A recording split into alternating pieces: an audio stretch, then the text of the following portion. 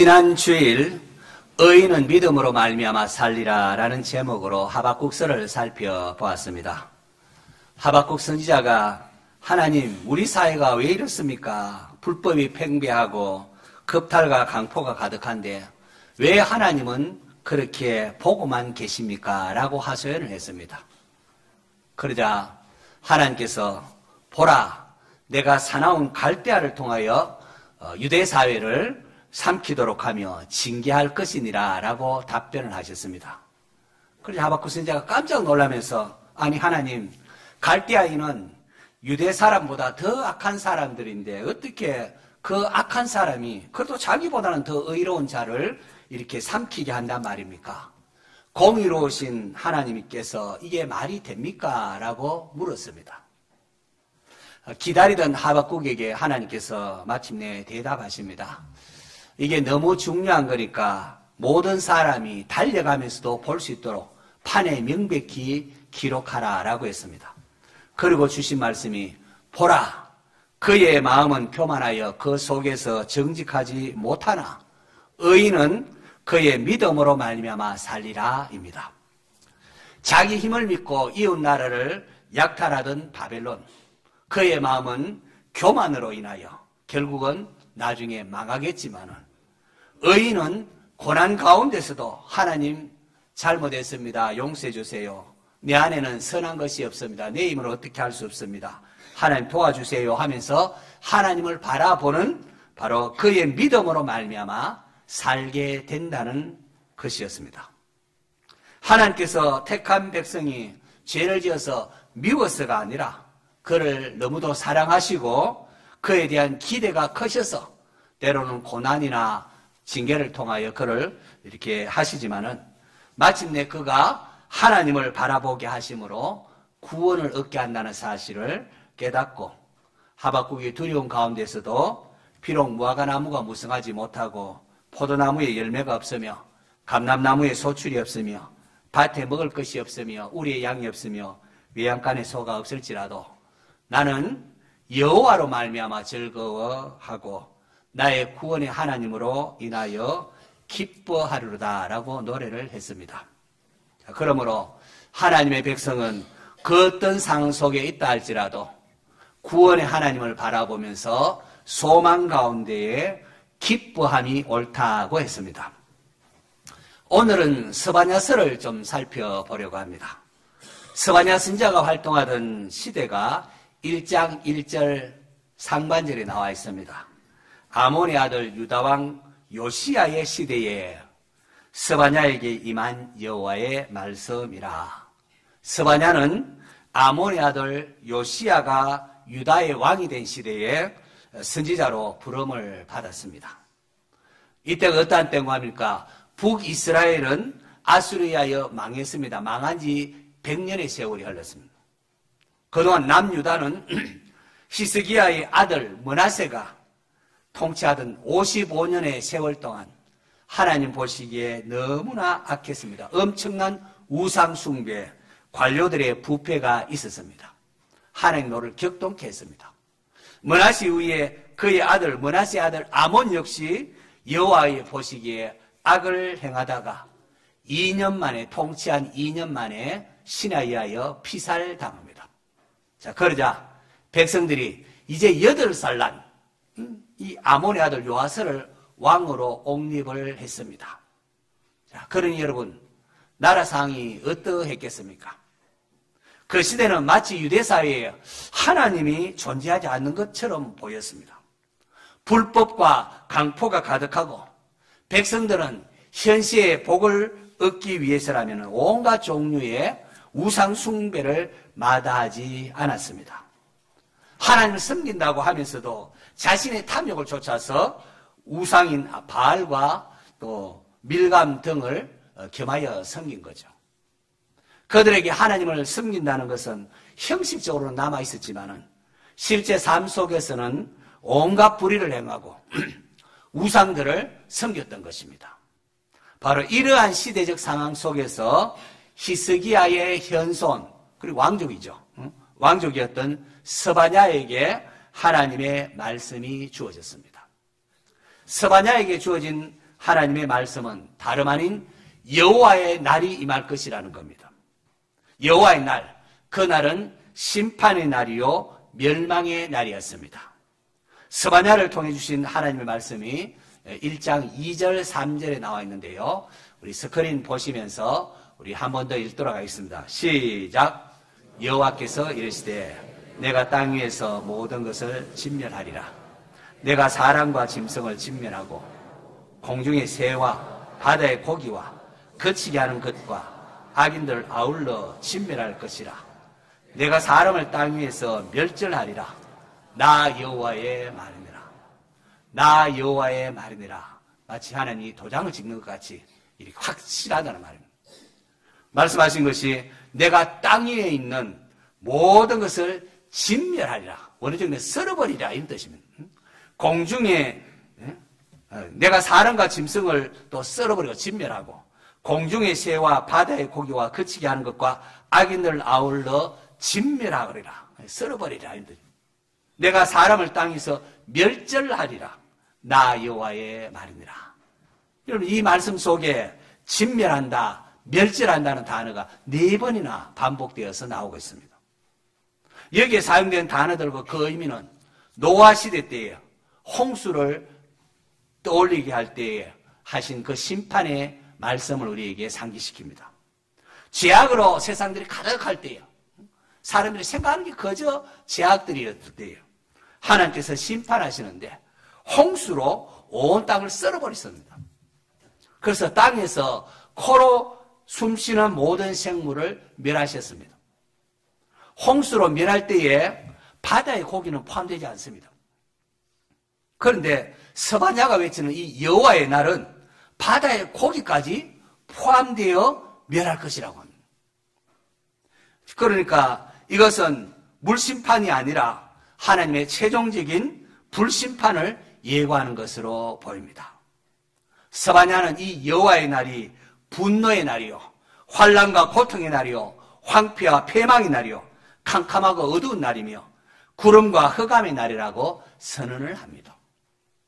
이 심판은 단순히 이스라엘이라는 유대 백성의 이 한 나라에게만 해당하는 것이 아니라 온 우주적인 심판의 날입니다. 그러므로 이방 나라라고 해서 예외가 아니었습니다. 스바냐서 2장에 보시면은 하나님의 심판은 가사, 아스글론, 에글론과 같은 이런 도시가 있는 블레셋 그리고 모압과 암몬에게도 주어집니다. 구스 사람도 예외가 아닙니다.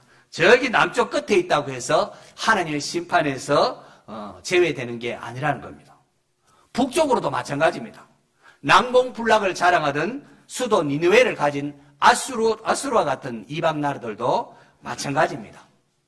자기 힘을 믿고 자기 힘을 보배로 삼고 교만했던 이방 민족들 역시 엄히하고 놀라우신 하나님의 심판을 받게 된다고 선포를 하고 있습니다.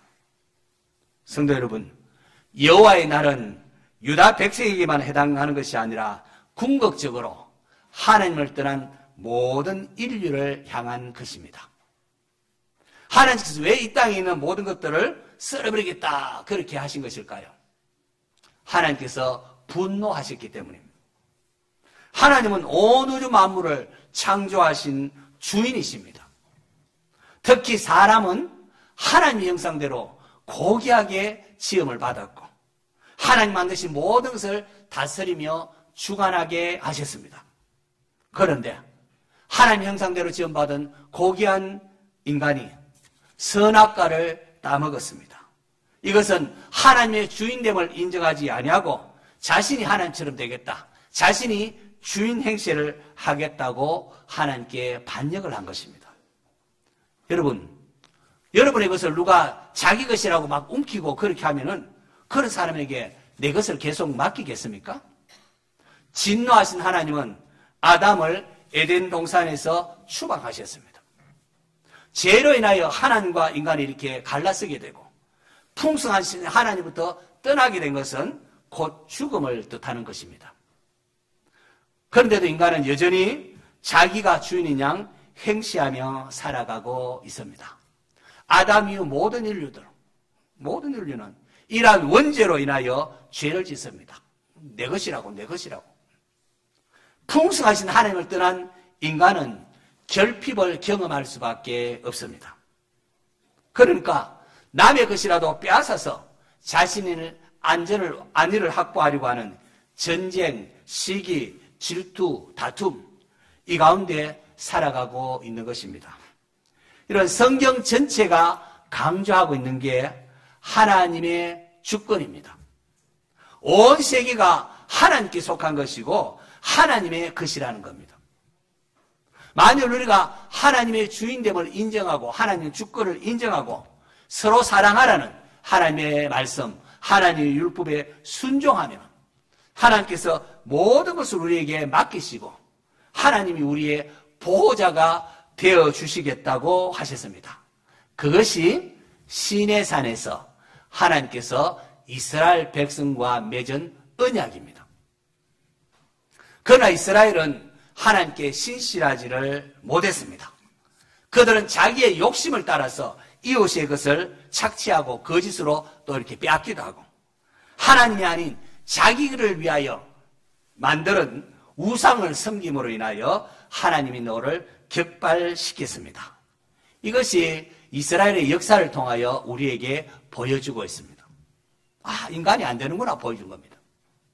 결국 여호와의 날은 스바냐서 1장 2절 3절에서 살펴본 것처럼 여호와께서 노아 당시 물로 심판한 것 그 이상으로 엄청난 심판의 날이 되고 말 것입니다. 이것은 유다가 바벨론에 의하여 망한 것을 넘어서서 전 우주적인 심판을 바라보는 종말론적 예언입니다. 자, 그런데 성경이 말하고 있는 역사를 보면은 인간의 계속되는 실패와 아울러 또 하나 흘러가는 물줄기가 있습니다. 하나님의 구원이라는 이 두 물줄기가 흐르고 있습니다. 인류는 계속해서 죄를 범하고 실패하고 이렇게 하지만은 또 그 가운데 하나님께서는 그 가운데도 남은 자를 통하여 계속해서 구원의 역사를 이루어 가시는 모습입니다. 원죄에 따른 죄성을 가진 우리의 인간의 힘으로서는 도무지 죄 문제를 해결할 수 없고 구원을 받을 수가 없습니다. 그렇기에 정직한 자는 오 하나님 도와주세요. 우리를 불쌍히 여겨 주옵소서 외칠 수밖에 없습니다. 오라 나는 공부한 사람이다. 누가 이 사망의 몸에서 나를 구할소냐 이래 하면서 외칠 수밖에 없습니다. 그러면서 하나님을 바라보는 것, 하나님을 바라보는 믿음 외에는 우리가 할 수 있는 게 없습니다. 하나님께서 그 아들을 이 땅에 보내심은 이 반역한 세상을 향하여 야 이놈들 하면서 심판을 하기 위함이 아니라 도리어 구원을 하기 위하여 그 아들을 보내셨다고 말합니다. 예수님께서 오셔서 공생애를 시작하면서 첫 번째 외친 메시지가 회개하라 하나님의 나라가 가까이 왔느니라입니다. 하나님의 주인됨을 인정하라는 겁니다.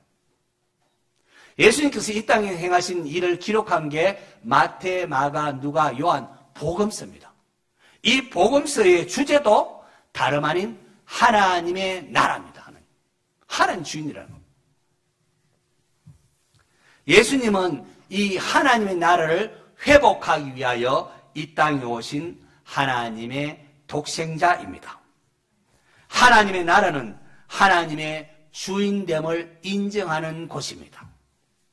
대한민국은 대한민국의 통치권이 미치는 곳인 것처럼 하나님의 나라는 하나님의 주권이 미치는 곳이라 할 수가 있습니다.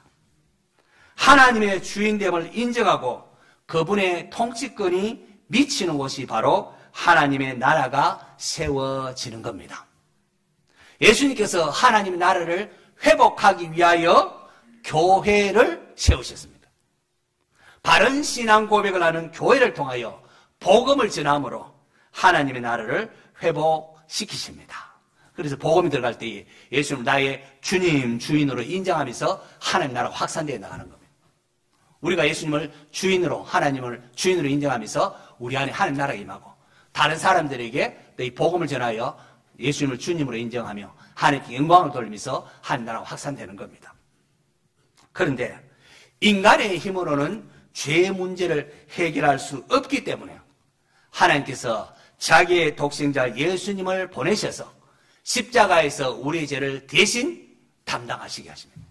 대신 피 흘려 죽으심으로 죄를 담당케 하시고 그 놀라운 하나님의 사랑을 받아들이는 자, 곧 예수 그리스도를 나의 구주로 영접하는 자를 하나님께서 의롭다 해 주십니다. 그리고 그들에게 하나님의 영인 성령을 보내사 거룩하게 다듬어 가십니다. 바로 이것이 유월절 만찬에서, 예수님 공생의 마지막 유월절 만찬에서 예수님께서 제자들과 맺은 새 언약입니다. 인간의 힘으로는 구원받을 수 없기 때문에 하나님께서 친히 은혜로 구원하겠다는 그 예레미야도 예언하고 에스겔도 말하고 아브라함에게 말씀하신 그 은혜의 언약이 이제 새 언약으로 최종적으로 확정이 됩니다.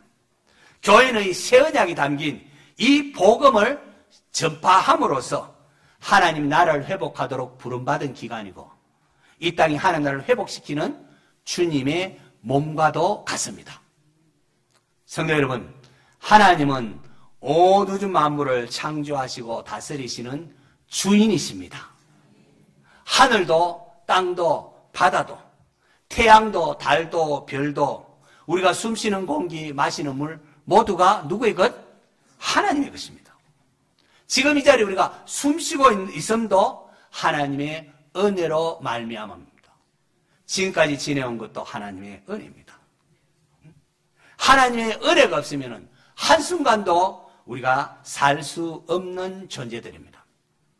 그렇다면 우리는 어때야 할까요?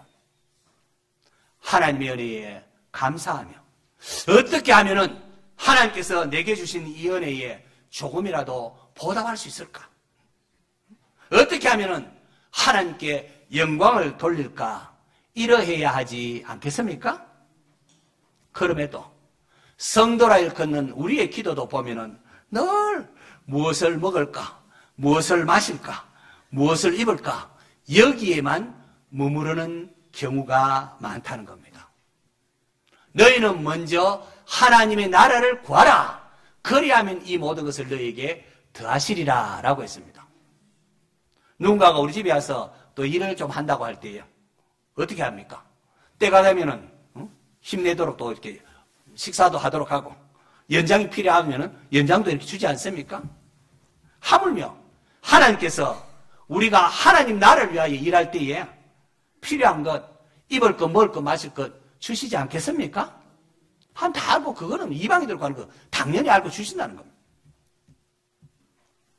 소풍 같은 이 땅에서의 삶을 여러분 어떻게 살다가 가시겠습니까? 부조리한 세상에서 낙심하지 마시고 하나님 나라를 세워나가는 일에 쓰임받는 인생 될 수 있기를 축원합니다. 예수님께서 하신 비유 가운데에 마태복음 21장에 이런 내용이 있습니다. 어떤 한 집에 주인이 있는데 그가 포도원을 만듭니다. 포도원을 만들고 산울타리를 두르고 접자는 틀도 두고 망대도 새로 짓고 그리고는 이렇게 포도원을 잘 꾸미고는 농부에게 세를 주고 타국으로 떠나갔습니다. 시간이 흘러서 이제 열매를 거둘 때가 되었습니다. 이제 세를 좀 받아야 되겠죠? 열매를 거둘 때가 되니까 이제 그 열매를 이제 좀 받으려고 자기 종들을 농부에게 보내었습니다. 그러니까 농부가 어떻게 하는가 하니까 그 종들을 하나는 잡아 심히 때리고 하나는 죽이고 하나는 돌로 쳤습니다. 그래서 주인이 다시 다른 종들을 또 이렇게 더 많이 보냈습니다. 근데 그들에게도 또 그렇게 하는 겁니다. 마지막으로 주인이 보낸 게 그러면은 자기 아들을 보내면서 그들이 그래도 내 아들은 존대하리라. 내 아들은 그들이 좀 이제 나와 같은 거니까 존대하리라 하고는 보냈습니다. 그런데도 농부는 그 아들을 보니까 야, 이가 상속자다. 이걸 죽이고 그의 유산을 우리가 차지하자 하고는 잡아서 포도원 밖에서 내쫓아서 거기서 죽여버렸습니다. 예수님께서 물으셨습니다. 청중들에게. 자, 그러면은 포도원 주인이 타고 있다가 돌아올 때에 그 농부들을 어떻게 하겠느냐? 비유를 듣던 청중들이 대답을 합니다. 그 악한 자를 진멸하고 포도원을 제때의 열매를 바칠 만한 다른 농부들에게 새로 줄지니이다. 당연히 그렇게 하지 않겠습니까? 그러자 예수님께서 너희가 성경에 건축자들이 버린 돌이 모퉁이의 머릿돌이 되었나니 이것이 주께로 말미암아 된 것이요 우리 눈에는 기이하도다 함을 읽어본 일이 없더냐. 그러므로 내가 너희에게 이르노니 하나님의 나라를 너희는 빼앗기고 그의 나라의 열매를 맺는 백성이 받으리라. 이 돌 위에 떨어지는 자는 깨지겠고 이 돌이 사람 위에 떨어지면 그를 가루로 만들어 흩으리라 라고 하셨습니다. 하나님의 주인됨을 인정하지 않는 자, 독생자를 버리신데 독생자까지 내어주신 그 하나님의 사랑을 거부하고 끝까지 반역하는 자들에게는 여호와의 날은 심판의 날이요 멸망의 날이 될 수밖에 없다는 겁니다. 자, 그런데 놀랍게도 그 와중에도 하나님께서 남겨둔 자가 있다고 하십니다. 하박국서에 따르면 의인은 믿음으로 말미암아 살리라 라고 표현합니다. 그 남겨둔 자, 그들은 하나님의 사랑을 입은 자들인데요. 죄악된 세상에서 예통하는 자들입니다. 예통하는 자. 의에 줄이고 목마른 자들입니다. 내 힘으로 어찌할 수 없어서 하나님의 이름을 부르며 하나님 도와달라고 하는 자들입니다. 자신의 연약함, 자신의 약함을 알기 때문에 이웃을 향해서도 긍휼을 베풀며 살아가는 사람들입니다. 잘못된 길로 갈 때에 하나님께서는 사랑하셔서 때로 징계를 하시지만 고난과 징계를 받으면 받을수록 더욱 하나님께 울며 매어 달리는 사람입니다. 부조리한 세상 속에서도 하나님을 바라보며 믿음으로 살아가는 자들, 바로 스바냐서에는 이들을 남은 자라 그렇게 부르고 있습니다. 죄악된 세상에서 믿음으로 살아가는 그들에게는 하나님의 위로가 있습니다. 그들에게는 이 여호와의 날이 심판과 멸망의 날이 아니라 그들의 억울함을 풀어주는 신원의 날이 될 것이고 오히려 구원의 날, 회복의 날이 되는 것입니다. 스바냐서는 남은 자들을 향한 하나님의 사랑의 세레나데로 끝을 맺고 있습니다. 스바냐서 3장 17절 말씀, 스크린 보면서 우리 한번 다시 읽도록 합니다. 시작! 너희 하나님 여호와가 너희 가운데에 계시니 그는 구원을 베푸실 전능자이시라. 그가 너로 말미암아 기쁨을 이기지 못하시며 너를 잠잠히 사랑하시며 너로 말미암아 즐거이 부르며 기뻐하시리라 하리라. 아멘. 여러분, 사랑스러운 자녀를 바라보는 기쁨을 주체할 수 없는 부모의 모습이 떠오르지 않습니까?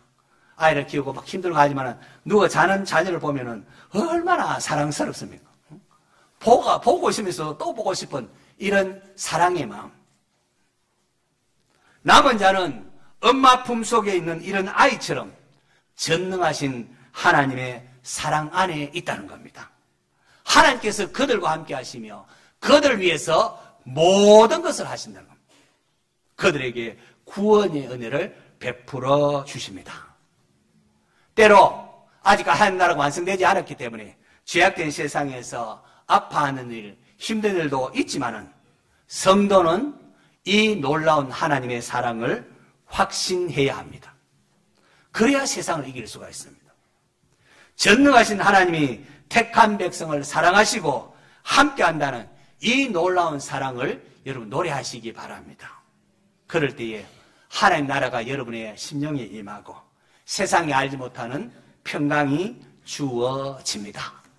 우리 함께 스바냐 3장 17절 함께 노래하도록 하겠습니다.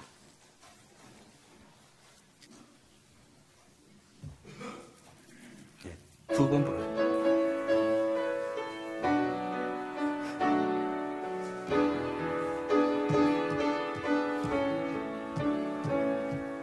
너의 하나님 여호와가 너의 가운데 계시니 그는 구원을 보실 전능자시라.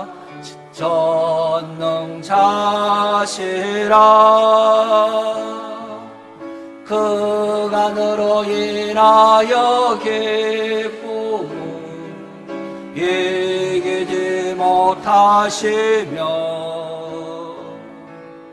너를 잠잠히 살아 하시며 즐거이 부르며 기뻐하신 우리 두 손 들고 너희 하나님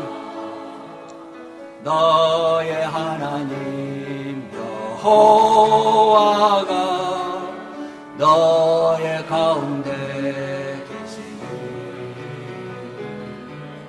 그는 구원을 베푸실 전능자시라.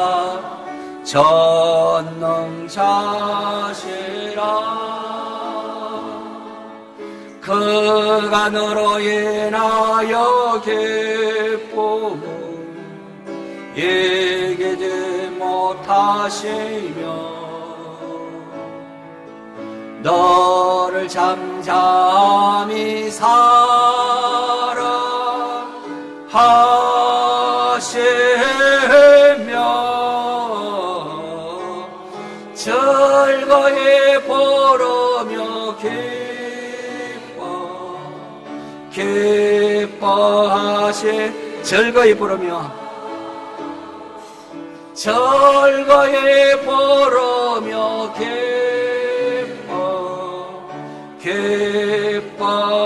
기뻐하시리라. 할렐루야. 하나님이 우리를 얼마나 사랑하는지 우리가 그런 존재입니다. 스바냐 선지자가 외친 여호와의 날은 모든 불의가 척결되는 심판의 날이며 동시에 하나님을 찾고 부르짖는 남은 자들에게는 구원의 날입니다. 창조주 하나님의 주인됨을 인정하지 않고 불의를 행하며 우상 숭배를 하는 인류에 대하여 분노하시고 심판하시는 공의로우신 하나님이십니다. 그러면서도 하나님은 독생자를 보내사 구원의 손길을 펼치시는 사랑의 하나님이시기도 한 것입니다. 끝까지 하나님을 거부하고 교만한 자들에게는 엄한 하나님의 심판이 있을 수밖에 없습니다. 반면에 죄를 애통히 하고 겸손히 하나님을 찾는 자들에게는 하나님의 위로와 회복의 은혜가 있습니다. 오늘 우리는 창조주 하나님에 대한 감사와 구원의 은총에 대한 감격의 고백이 있어야 합니다. 스바냐를 통해 남은 자를 바라보시는 이 하나님의 사랑의 마음을 알고 죄악된 세상, 부조리한 세상에 흔들리지 마시고 끝까지 힘써 하나님 나라를 세워나가는 믿음의 성도 될 수 있기를 축원합니다.